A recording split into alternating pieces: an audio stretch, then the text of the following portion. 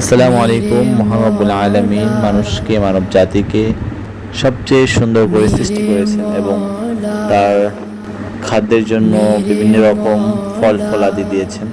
এর মধ্যে একটি হচ্ছে আম। মাশাআল্লাহ, কত সুন্দর আম ধরেছে আমাদের গাছে। আম আমার সবচেয়ে ফেভারিট। এই কাঁচা আম দেখে প্ল্যান করলাম যে আজকে এই কাঁচা আমের ভর্তা বানাবো।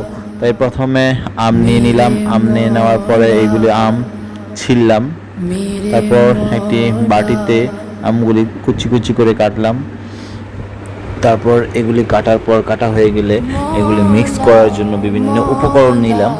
এইগুলি মিক্স করার জন্য প্রথমে আমি নিয়ে নিলাম মরিচের গুঁড়া, তারপর লবণ, তারপর চিনি, তারপর শুকনা মরিচ ভেঙে একসাথে মিক্স করলাম। মিক্স করার পর হয়ে গেল লোভনীয় আমের ভর্তা। চলে আপনারাও ট্রাই করতে পারেন। আবার দেখা হবে। আসসালামু আলাইকুম।